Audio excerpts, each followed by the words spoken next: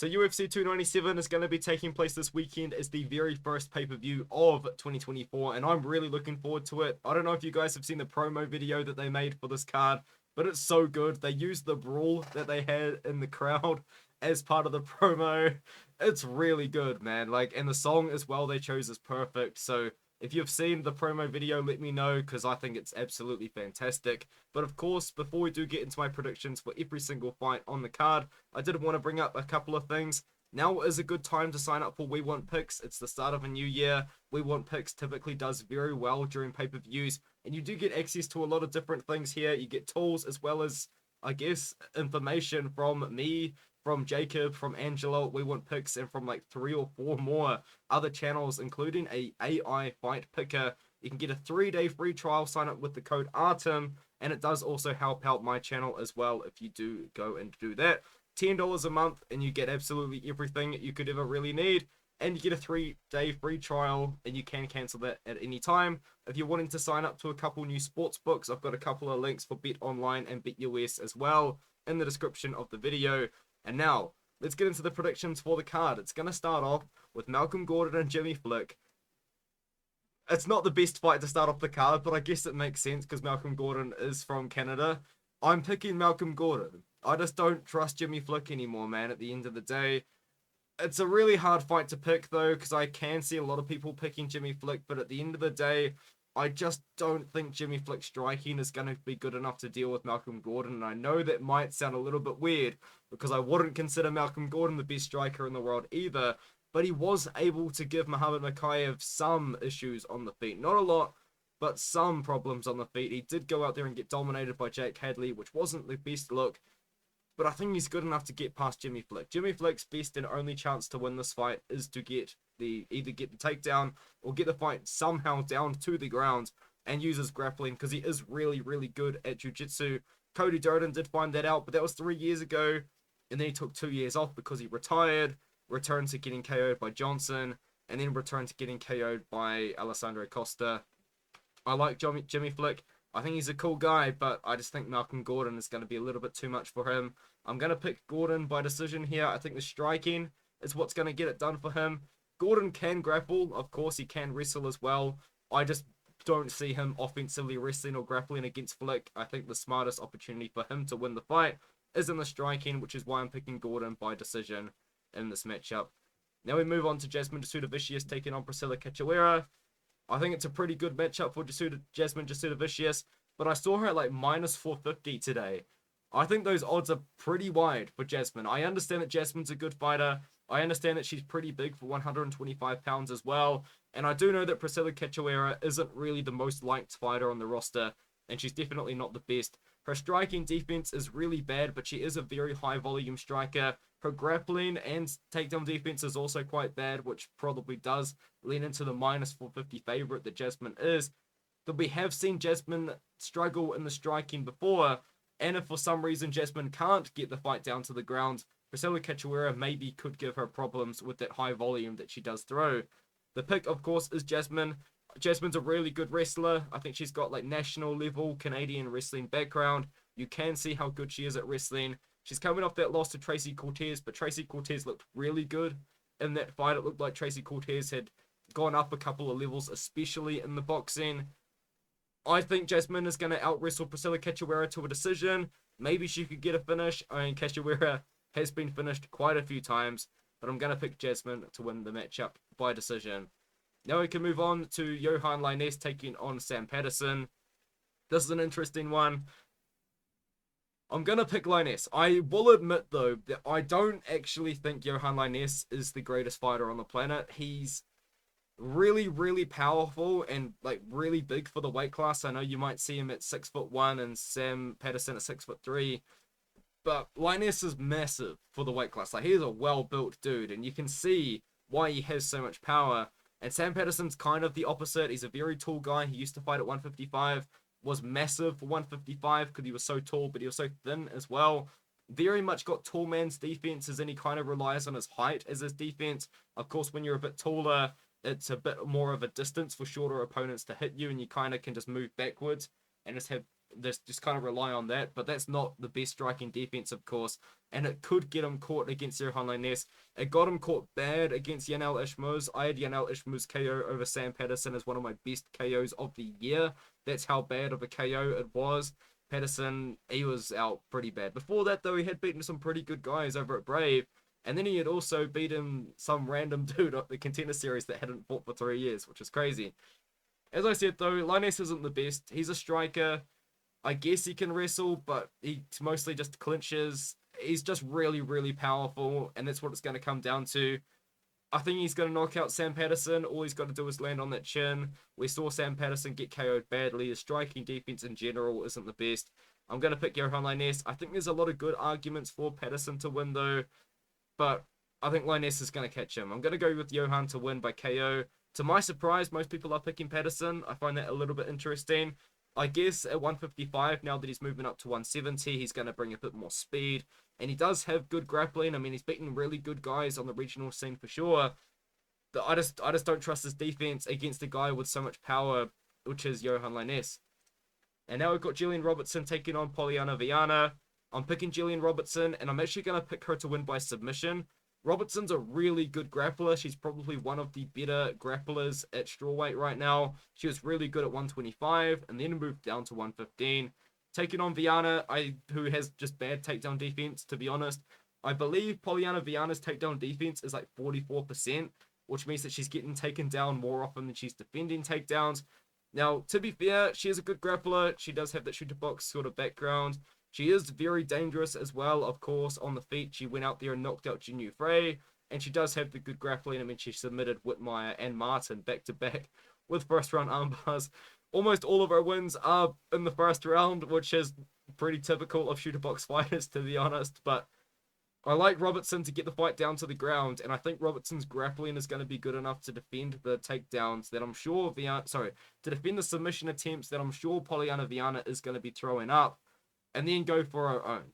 I like Robertson in this matchup. She has a good win over Piera Rodriguez. She did lose to Ricci, but Ricci's a really good top 15 level fighter.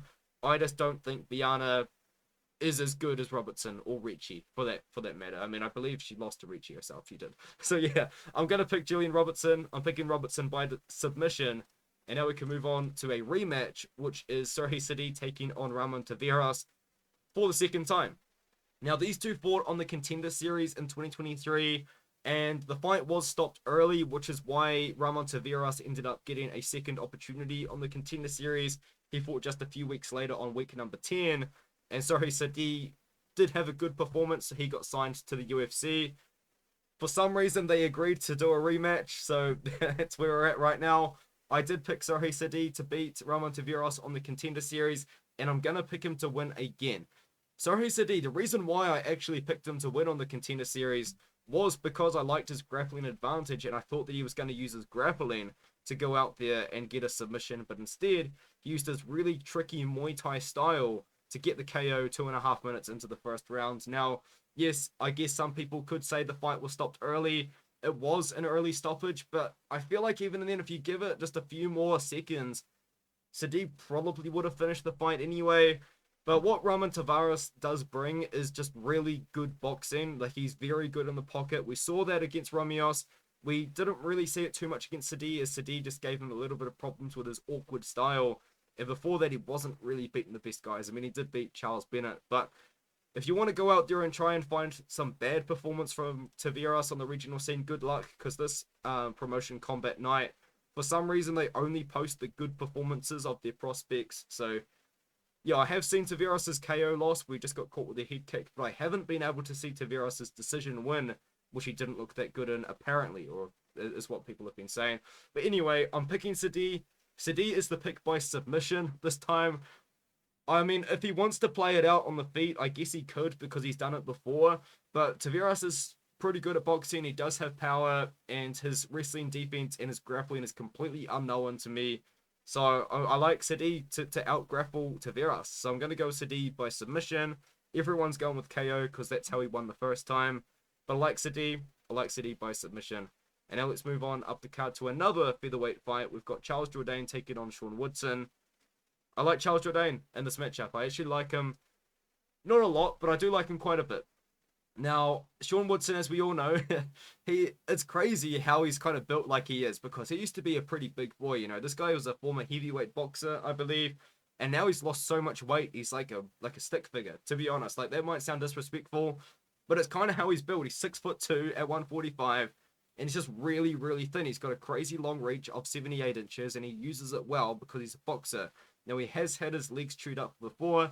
He has been knocked down before, and one of the weirdest fights in UFC history, probably against Luis Saldana, where he was throwing up submissions, and I guess that kind of was enough to win a round or two in that matchup. Weird fight. If you haven't seen it, it's just so weird. Luis Saldana's fight IQ is in the negatives, to be honest.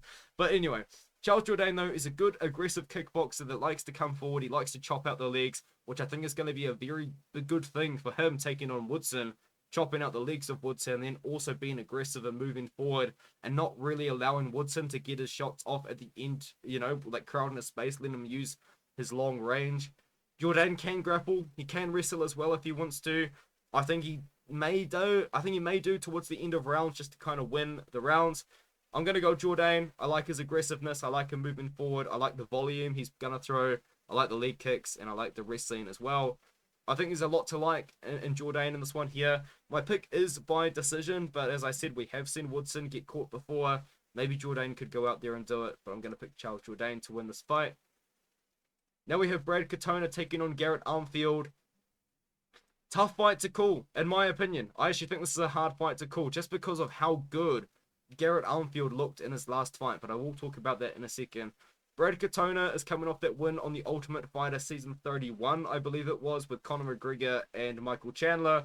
His second time winning the Ultimate Fighter, because he has won it before. He's a really good fighter. He's mostly a wrestler, and he's pretty boring, typically. Like, I do understand that his fight against Cody Gibson is a Fight of the Year contender. Like, that was an absolute war, an absolute banger, and both guys were piecing each other up, but it was mainly Katona that got the win. In my opinion, mainly just because he had the better cardio and was able to keep going more, as Cody Gibson did slow down quite a bit in round 2 and round 3.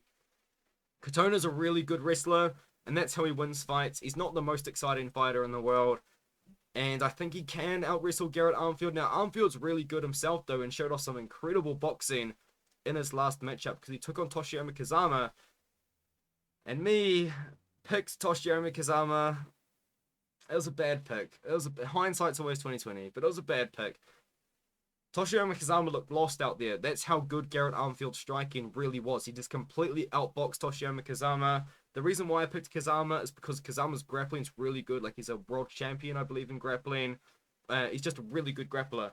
Armfield had none of that. Kept the fight on the feet and just completely outboxed him. Unbelievable stuff. Katona's going to try and out-wrestle Garrett Armfield, and I think Katona can get the takedowns, and even then his striking's pretty good. It'll be interesting to see how good Garrett Armfield's boxing is compared to a much better striker in Katona, but I'm going to pick Brad Katona by decision. I think it could be a boring decision, because that's how Katona fights typically are, but we did see him in an absolute war in his last fight, so it'll be interesting to see how that kind of plays out, but I'm going to go with Katona by decision in this matchup, so as most people as well. We're on to the main card now. Opening up the main card, Arnold Allen taking on Movsar Evloev. My first underdog pick of the night. I do have a couple. I'm picking Arnold Allen to beat Movsar Evloev in this matchup, and I've got quite a few real big reasons for it. We all can agree that Allen is going to be the better striker in the matchup, right? And we all can kind of agree that because Allen is the better striker in the matchup, the reason for him to win would be if he can keep it on the feet. So if you think he can keep it on the feet, then you can pick Arnold Allen. But if you don't, you can pick Movsar. I do believe Allen can keep this fight on the feet. And even then, if he does get taken down a couple of times, I think that the time spent on the feet, he's going to be doing enough damage to at least win the rounds.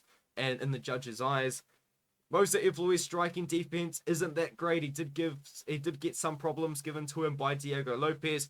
And another thing that we know about Movsar Evloev as well is that his cardio isn't great. We've seen Movsar Evloev slow down in fights in the past if he can't go out there and kind of dominate. Now, I do understand that Movsar Evloev has gone 3 rounds consistently, so you could say, well, we know that he's going to have good cardio, he can go 3 rounds, but he has slowed down before, and he's never got a finish. He's not dangerous. So Arnold Allen does have the opportunity to at least open up and kind of throw some more, like, just be more aggressive, I guess, but not be so aggressive that he can get taken down. Evloev is 7-0 in the UFC with 7 decisions. That is kind of crazy. Arnold Allen's also coming off that pretty competitive, pure striking matchup against Max Holloway, which is really good because Holloway went on to beat Chan Sung Jung as well. Obviously was coming off some pretty close matchups with Volkanovski. So it was a good performance from Allen as well. If Allen keeps the fight on the feet, he will be able to beat Evloev on the feet. Allen can be low volume at times, which is a little bit of a problem, especially in this fight where maybe 2 minutes of this fight is going to be Evloev grinding against the cage or even getting takedowns, and 3 minutes is going to be the striking. If Allen is throwing low volume, maybe that will just be enough for Evloev to win. Even though it is damage-based scoring, if Allen's just not throwing the volume and getting the damage done, it might not be enough to win the rounds. But one thing that Allen does have is the ability to knock down opponents, even though he does throw low volume. I feel like the Sadiq Yusuff fight is kind of the perfect example of this, where Sadiq Yusuff did outstrike Arnold Allen, but Allen was getting knockdowns, and that's what won him the fight. We've seen him get power as well. He knocked out Dan Hooker. I do understand that some people could say that Dan Hooker was drained at 145, and to be fair, he looked really, really slow against Allen, but it's still a good win. Dan Hooker's a good fighter. Allen knocked him out in round 1. I think he maybe can knock out Evloev, but I think he can outstrike Evloev and maybe knock him down at least once to steal a round to win the fight. Tapology's picking Allen. Okay, I did not expect the majority of Tapology to pick Arnold Allen. I guess other people are kind of seeing what I'm seeing, or maybe they're just thinking he looked pretty bad against Diego Lopez, who we know now is pretty good. But I think Allen could be the guy to take the O of Movsar Evloev, and if Movsar Evloev does win, then you could probably give him a title fight or maybe a Max Holloway matchup. Now we move on to my second underdog of the card, on the main card. I am picking Marc Andre-Barriault to defeat Chris Curtis, and I guess the main reason really is I just don't trust Chris Curtis anymore. And looking back, some of Chris Curtis's more recent performances just don't really impress me all that much. You know, he did lose to Jack Hermansson, who's a really good fighter, and then he did beat Joaquin Buckley, but if you do watch that fight, or even if you just have a look at the stats, Buckley was outstriking Curtis, and then Curtis had to get the knockout before he won the fight. I don't like that when considering the volume that Barriault throws. He lost to Calvin Gastelum in a loss that, in my opinion, has actually aged pretty poorly, and that was Gastelum. You know, that was Gastelum at 185. That's kind of like the worst version of Gastelum we've really had, is middleweight Gastelum at this point as well in his career, and then he was losing to Imavov before the clash of heads.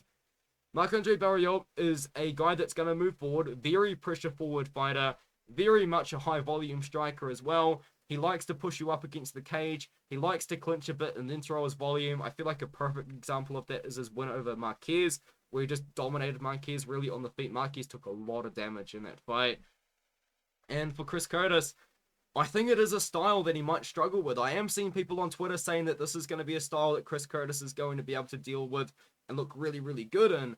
I kind of think the opposite. You know, Chris Curtis can be low volume. He's a bit more of a counter puncher. He's really only a boxer. He doesn't really throw kicks, and so is Marc Andre-Barriault. And he's going to be the one, in my opinion, moving backwards, because I think Marc Andre-Barriault, with his very pressure forward, very high volume style, is going to be the one moving forward, pushing forward and pushing Chris Curtis backwards, landing the high volume and, you know, just putting Chris Curtis, I guess, in some uncomfortable positions. I'm not expecting Barriault to go out there and get a finish over Chris Curtis, but I am expecting Barriault to land more volume and put Chris Curtis on the back foot, so he's going to get that cage control as well as, I guess, the damage factor as well when it comes down to the judge's decision. And also, I just want to throw this out there. Now, this isn't something I'm going to look into too deeply, but Chris Curtis did recently deactivate his Twitter through the Ian Gary controversy when he was defending Ian Gary. So I guess maybe that kind of tells you something maybe about how his mindset's feeling right now, but I wouldn't look into that too much. I just wanted to bring it up. I like Marc-Andre. I think he moves forward. I think he goes out there and beats Chris Curtis. I guess you could say Marc-Andre-Barriault has not been fighting anywhere near the level of competition that Curtis has been, and you would be right. He's coming off a win over Eric Anders, who isn't a top 15 level fighter. He's coming off that win over Marquez, who is probably one loss away from being cut from the promotion. And he did lose to Hernandez, but Hernandez is really good. So, yeah, I just think it's a good matchup for Barriault. That's why I'm picking him as the underdog. Many people are on Curtis. I'm going to go with Barriault by decision. And now we can move on to the final fight of the night. And that concludes my Canadian sweep position. How did I mess it up so much so late into the video? The Canadian sweep prediction. I am predicting every... How did I mess that up so badly? I'm predicting every single Canadian on the card to win. So I'm not picking them because they're Canadian. I've given my breakdown for every fight except for this one. Let's talk about it. Neil Magny taking on Mike Malott. I like Mike Malott in this matchup. I think a lot of people do. He's a pretty big favorite. I think he might be a bigger favorite than minus 280 right now. He's really good, man. I believe he's the former grappling coach at Team Alpha Male. That's what he was doing when he took that massive amount of time off before his Contender Series fight. He's a really good striker. Black belt in BJJ. I believe a black belt in kickboxing, but I could be wrong. And you might say there's no belts in kickboxing. No, it's not. Some kickboxing gyms do have belts though. But anyway, let's move on. Neil Magny. Neil Magny's just not looking that great at the moment, to be honest. I know he beat D-Rod here, and then he beat Phil Rowe recently, but I thought that fight was really bad. That was a really bad performance from both guys. It was so boring, a lot of clinching. And then he lost to Ian Gary, where he got absolutely dominated. The legs were kicked out from underneath him. I think Mike Malott can go out there and do a very similar thing. I think Mike Malott can go out there, kick out the legs from Neil Magny, put him in some uncomfortable positions like Ian Gary did. But the thing is about Mike Malott as well, is Mike Malott has the grappling as well. If Malott wants to go out there and get a takedown or get the fight down to the ground and use his really slick jiu-jitsu, he could do that too. One thing that really sold me on Mike Malott's Mike Malott as a fighter was his most recent performance, was his win over Adam Fugit. Everything Adam Fugit was throwing, Mike Malott had already seen it coming. It was just incredible how onto it Mike Malott was into that matchup. He just looked so smooth, so good. He beat Yohan Lainnesse, just beat him pretty easily, to be honest. Beat Mickey Gall pretty easily as well, knocked him out. Beat Szymon Petryski pretty good and knocked him out. Now, that win hasn't aged that well, as Petryski is not looking good on the regional scene whatsoever. But big step up in competition for Malott. I think he's ready for it, though, man. I do think he's quite good. He is older now. He's 32 years old, so the UFC's giving him a big promotional push with a massive spot on this card. The featured fight on a pretty big card, in my opinion. And then he's also getting a ranked opponent in Neil Magny, or a borderline ranked opponent if Magny's dropped out of the rankings. So yeah, I'm going to go with Malott. I'm going to go with Malott by submission, as everyone else has, which is surprising, as he hasn't won by... He did win by submission recently. Anyway, that was a terrible breakdown for the fight, but I'm picking Malott. So let's move on to the co-main event. The first of two title fights. God, the press conference could be interesting with Sean Strickland. It could be really awkward, because the thing is, Sean Strickland's going to sit beside Pennington or Mayra Bueno Silva. Oh, it's going to be so awkward. But anyway, we've got Raquel Pennington taking on Mayra Bueno Silva. And I want you guys to know that my prediction for this fight is the lowest confidence I have on the card. I am not confident in my pick whatsoever. I am picking Mayra Bueno Silva, but I don't feel good about it at all. So Raquel Pennington, in my opinion, actually has a pretty good style to defeat Mayra Bueno Silva. She's pretty big at 135 pounds. She's on a really good run, a pretty decent win streak right now over some pretty decent fighters. She recently did beat Ketlen Vieira in a fight, which some people might think Vieira won, but that was a pretty good performance from Pennington, of course. The way that Pennington fights is she's always moving forward. There's a few fighters like this on the card now that I say it out loud. Always is moving forward, and she really likes the clinch because she's really strong in the clinch. Now, it's not the most exciting fight to watch at all, to be honest, but it's just the way that Pennington fights, and it's the way that she manages to win a lot of decision with a lot of control time, especially in those clinch positions. She's a decent striker. So is Mayra Bueno Silva. Mayra Bueno Silva is probably more powerful as a striker, but she leaves herself a little bit wide open. She didn't look incredible before she did finish Holly Holm. I think it was in the second round she finished Holly Holm, and then Mayra Bueno Silva.